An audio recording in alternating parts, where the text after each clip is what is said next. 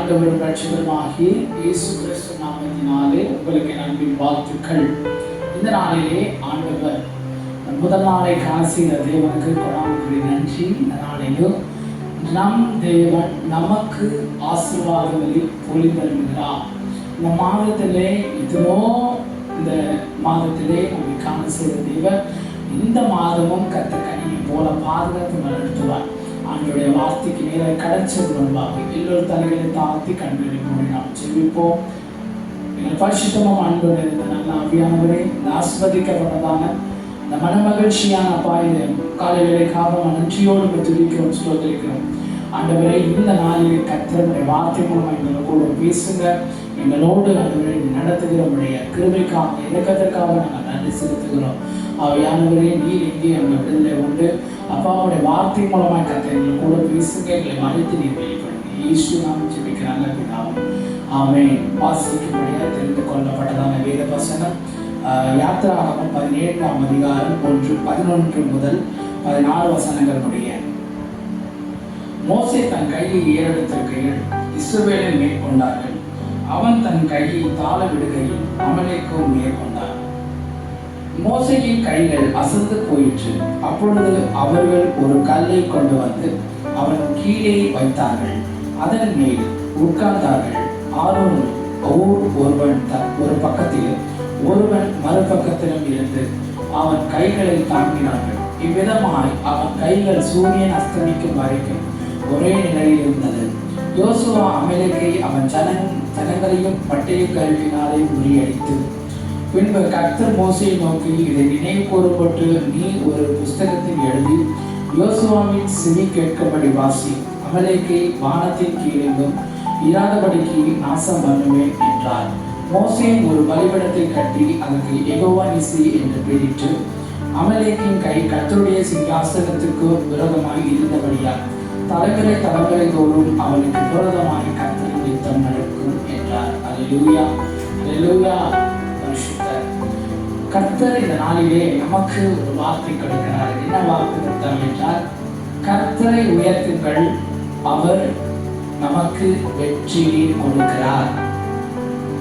கர்த்தரை உயர்த்துங்கள், அப்பொழுது வெற்றி கிடைக்கும் என்ற வார்த்தை மூலமாக நம்ம வாசித்திருக்கிறோம். என்ன வெற்றி? கர்த்தரை எப்படி நம்ம உயர்த்தணும் அப்படின்னு சொல்லிட்டு ஒரு சிறு வார்த்தைகளை நாம் பார்க்க போகிறோம். ஆராதனை குறித்து ஒரு சின்ன ரகசியத்தை நான் சொல்ல போகிறேன். என்ன ரகசியமா? ஆராதனை செய்கிறதுக்கு முக்கியமானதே நம்முடைய தாழ்த்தம், சிந்தனை. ஆராதனைக்கு முக்கியமானதே நமக்கு சிந்தனை. ஏன் சிந்தனையை முக்கியம் சொல்றேன்னா, அந்த சிந்தனையை ஒருநிலைப்படுத்தணும். ஒரு நிலை என்றால் இயேசுபாவை மாத்திரம் நினைக்கணும். கர்த்தர் செய்த நினைவுகளை மாத்திரம் நான் நினைக்கணும். ஏன்னா வேற சிந்தனைகளை நான் நினைக்கக்கூடாது, வேற செயல்களை நான் நினைக்கக்கூடாது. ஆமென், அல்லேலூயா. அதே போல நம்முடைய வாழ்க்கையில பாருங்க, நம்ம சிந்திக்கிற சிந்தனைகள் எல்லாமே இயேசுபாவுக்குரியதா இருக்கணும், அவருக்குரியதா இருக்கணும். ஆண்டவரை நம்ம நினைச்சு கர்த்தரை ஆராதிக்கணும், அவரை போற்றணும், அவரை புகழணும், அவரை வாழ்த்தணும். இதுதான் நம்முடைய வாழ்க்கையில கொடுத்த கடமை. இது என்ன கடமைன்னா, நம்ம அன்பின் கடமை. நம் கர்த்தருக்கு நம்மை கர்த்தர் இந்நாள் வரை நம்ம நடத்தி இருக்கிறார். ஆகையினால நாம் என்ன பண்றோம்? ஆண்டவரை உயர்த்துறோம். கர்த்தரை உயர்த்துங்கள், அப்பொழுது வெற்றி கிடைக்கும். ஏன்னா மோசே பாருங்க, தன்னுடைய 2 கரைகளை அவர் என்ன பண்றாரு? உயர்த்துகிறாராம். கர்த்தர் ஏன் அடிக்கடி ஜனங்க சொல்லுவாங்க, நீங்க 2 கரங்களை உயர்த்தி ஆராதிங்க, 2 கைகளை உயர்த்தி நம்ம பாடுவோமான்னு சொல்லும் போது ஆண்டவர் சொன்னாரு, ஞாயிற்றுக்கிழமை கூட கேட்டுப்பீங்கன்னு நினைக்கிறேன். ஆமென், அது கேட்டுப்பீங்க, ரைட்? ஆமென். இந்த நாளில ஆண்டவர் ஏன் நம்ம கரங்களை உயர்த்தி ஆராதிக்கணுமா?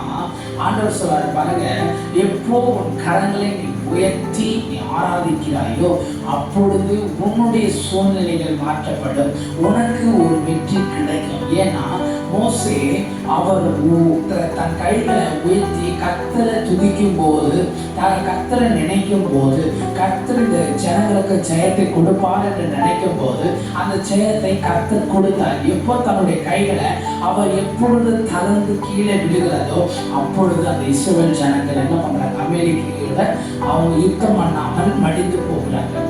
அப்போ நம்முடைய வாழ்க்கையில பிசாசானவன் நம்மை தொடுகிறதுக்கும் நம்மை பாவத்துக்குள்ள கொண்டு போகிறதுக்கும் காரணம் என்ன? நம்ம கர்த்தரை துதிக்காம இருக்கிறது தான்.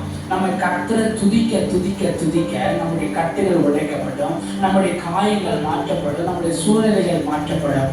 எப்போலாம் நீங்க கர்த்தரை உயர்த்துறீங்களோ அப்போதான் நம்ம சூழ்நிலைகளை அப்படியே சாதகமா மாற்றி நமக்கு கொடுப்பார். ஏன்னா வாழ்க்கையில ஜெயம்ன்றது ஒரு இம்பார்ட்டன்ட் கொஸ்டின். நமக்கு ஜெயம் வேண்டும். எதுனாலும் எந்த காரியத்துல நம்ம முன்வைக்கிறோமோ அந்த காரியத்துல நமக்கு ஜெயம் வேண்டியது அவசியமா இருக்கிறது. ஆமே. அப்போ அந்த ஜெயத்தை நாம் பெற்றுக்கொள்ளணும், சுதந்திரிக்கணும்னா நம்ம என்ன செய்யணும்? ஆண்டவரை உயர்த்தணும். ஏன்னா சங்கீதக்காரனுடைய வாழ்க்கையில தாவீதுக்காரன் சொல்லுகிறார், அவர் கர்த்தரை உயர்த்தினதுனால தான் அவருக்கு ஒரு சிங்காசனம். அவர் என்ன பண்ணாரா? தம்புரோடும் வீணையோடும் கர்த்தரை என்ன பண்ணுவார்? சுரமண்டலங்களினால கர்த்தரை துதித்து கொண்டே இருப்பார். துதிக்க துதிக்க துதிக்க துயரங்கள் எல்லாம் பறந்து போய் அவர் என்ன பண்ணாரு? ஏசப்பாவை துதிக்க துதிக்க அவர் என்ன பண்ணாரா? அவர் துதிக்கும் போதெல்லாம் ஏசப்பா அவரோடு பேசி அவரை கொண்டு ஒரு ராஜ அரண்மனை சிங்காசனத்தில் உட்கார வைத்தார், ஒரு உயர்வை கொடுத்தார். அப்போ நம்ம கர்த்தரை உயர்த்தணும். ஆனா நம்ம என்ன பண்றோம்? நம்மளையே நம்ம உயர்த்தி காட்டி கொண்டு இருக்கிறோம். நான் இதை செய்தேன், நான் அதை செய்தேன், இதை செய்தேன். அல்ல, நான் செய்யல, தேவன் நம்மை கொண்டு செய்தார். அப்போ தேவனை நாம் உயர்த்தணும். எந்த இடத்துல உயர்த்தணும்? எந்த ஸ்தலத்துல உயர்த்தணும்? புறஜாதிகளுக்கு முன்பாக உயர்த்தணும், ஜனங்களுக்கு முன்பாக உயர்த்தணும், எல்லா நேரத்திலும் உயர்த்தணும். ஏன்னா எக்காலத்துல ஸ்தோத்திரிப்பேன், அவர் துதி எப்பொழுது என்னால் இருக்காமே. அல்லேலூயா. அருமையான சங்கீதம். ஏன்னா அவர் என்னை மெய்ப்பன் போல நம்மை நடத்தி இருக்கிறார். நான் புல்ல இடங்கள் அவர் என்னை என்ன பண்ணியிருக்கிறார்? மேய்த்து நடத்தி இருக்கிறார். அமர்ந்த தண்ணீரண்டைன்னா அமர்ந்த தண்ணீரண்டை, அந்த தண்ணீர் அமர்ந்திருந்த இடத்துல என்னை அந்த ஆண்டவர் என்ன பண்ணார்? கொண்டு போய்விட்டாரு. ஏன்? நான் தண்ணீர் குடிக்கும் தீர்வாயில் என் தாகம் தீர்வாயிலும் அந்த தண்ணீரை குடிக்கிறதுக்காக கர்த்தர் என்னை கொண்டு போய் அந்த இடத்திற்கு வைத்திருக்கிறார். அப்போ அவர் என்னை நடத்துகிறார், அவர் என்னை பாதுகாக்கிறார், அவர் என்னை பராமரிக்கிறார் என்றால் நான் கர்த்தரை உயர்த்த வேண்டும்.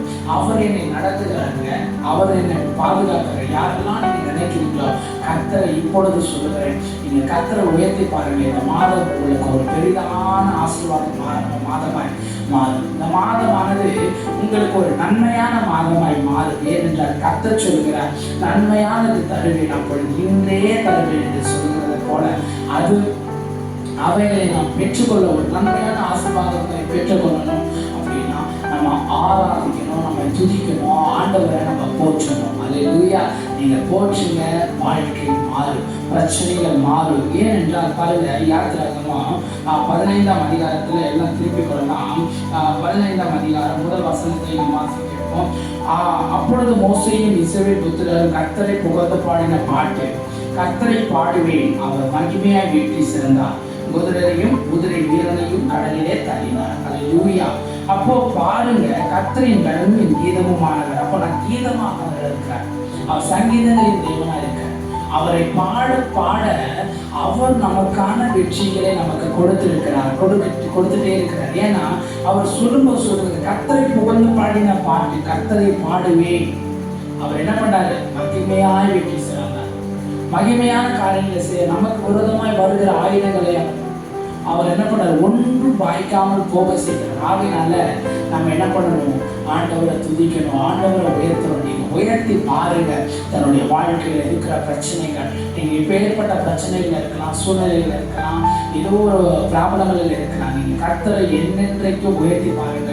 வீடுல இருக்கலாம், வேலையில இருக்கலாம், எல்லா நேரத்திலும் ஏசப்பாவை நீங்க உயர்த்தி பாருங்க. உயர்த்துங்கள். உயர்த்த உபத்திரவங்கள் மாற்றப்படும். நாம் எப்போதான் ஒரு உபத்திரம் வருதோ, ஒரு பிரச்சனை வருதோ, அந்த பிரச்சனை எப்படி மேற்கொள்வது? நீ உயர்த்துங்க, ஆண்டவரை உயர்த்துங்க, அதுக்கேற்ற ஞானத்தை தருவார். ஏன்னா ஆண்டவருடைய வசனம் சொல்றதுல, உண்மையில் என் கண்ணை வைத்து உனக்கு நல்ல ஆலோசனைகளை நான் சொல்லுவேன்.